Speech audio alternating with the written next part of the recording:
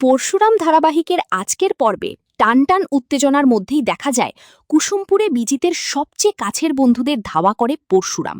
আর তারা প্রাণপণে পালানোর চেষ্টা করলেও পরশুরামের হাত থেকে রক্ষা পাওয়া এত সহজ হয় না। একসময় সে একে একে সবাইকে ধরে ফেলে, আর একজন পালাতে চাইলে তার পায়ের কাছে গুলি ছুঁড়ে বাকিদের মনে তীব্র ভয় ঢুকিয়ে দেয়। তারপর পরশুরাম সোজাসুজি জানতে চায় বিজিত লাহিড়ী আর বিজন কি একই ব্যক্তি। প্রথমে কেউ মুখ খুলতে না চাইলেও শেষ পর্যন্ত ভয়ে তারা স্বীকার করে যে বিজিত লাহিড়ী ও বিজন আসলেই একই মানুষ। এই সত্য জানার পর পরশুরাম রাগে জ্বলে ওঠে এবং বলে ইচ্ছে করলে এখনই তাদের শেষ করে দিতে পারে, কিন্তু সে আগে আসল মাথাকে ধরবে, তারপর বাকিদের হিসাব নেবে। এরপর সে বলরামকে নির্দেশ দেয় সবাইকে গ্রেপ্তার করে থানায় নয় কলকাতায় পাঠাতে, কারণ সেখানেই হবে আসল বোঝাপড়া। অন্যদিকে বিয়ের বাড়িতে বিজিত বরবেশে তৈরি হয়ে বসে আছে। ঠিক তখনই জিৎ মুখার্জি তার কাছে এসে বলে কিছুক্ষণের মধ্যেই তার মেয়ের সঙ্গে বিজিতের বিয়ে হবে, তাই সে আশা করে তার মেয়েকে যেন সুখে, নিরাপদে ও ভালোবাসায় রাখা হয়। জিৎ আরও জানিয়ে দেয় তার মেয়েকে সে অত্যন্ত আদরে বড় করেছে, তাই তার অযত্ন হলে একজন বাবা হিসাবে যা করার দরকার সে তাই করবে।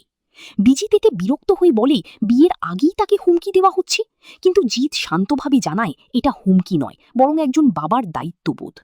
ঠিক তখনই সেখানে এসে হাজির হন তটিনীর মা। তিনি জিৎ মুখার্জিকে কড়া সুরে মনে করিয়ে দেন তার মেয়েও একদিন স্বামীকে নিয়ে এই বাড়ির দরজায় দাঁড়িয়েছিল, অথচ সেই সময় তাকে অপমান করে তাড়িয়ে দেওয়া হয়েছিল। জিৎ পুরনো কথা ভুলে যেতে বললেও তটিনীর মা জানিয়ে দেন এই বিয়ে এত সহজে সম্পন্ন হবে না, কারণ ভগবান সব দেখছেন। এরপর আইসির মা এসে তটিনীর মাকে অপমান করে বলেন তার ছায়া পড়লেও নাকি মেয়ের অমঙ্গল হবে, কিন্তু তটিনীর মা জবাব দিয়ে বলেন এই বিয়েতে বড়সড় একটা নাটক হবেই, আর সেটা শিবপ্রসাদ গাঙ্গুলি অর্থাৎ পরশুরাম ঘটাবেই।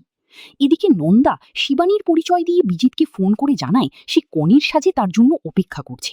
প্রথমে বিজিত বিষয়টাকে ফাঁদ বলে মনে করলেও নন্দা এমন কিছু গোপন ঘটনার কথা বলে যা শুধুই শিবানী আর বিজনের সম্পর্কের খুব কাছের কেউ জানার কথা। এমনকি আংটি দেওয়া, ভালোবাসার কথা বলা, এসব ব্যক্তিগত স্মৃতিও সে তুলে ধরে।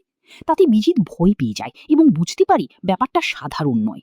ফোন কেটে যাওয়ার পর সে বন্ধুদের সঙ্গে যোগাযোগ করতে চায়, কিন্তু যাদের ইতিমধ্যেই পরশুরাম ধরে ফেলেছে তারা পরশুরামের শেখানো কথাই বলতে থাকে।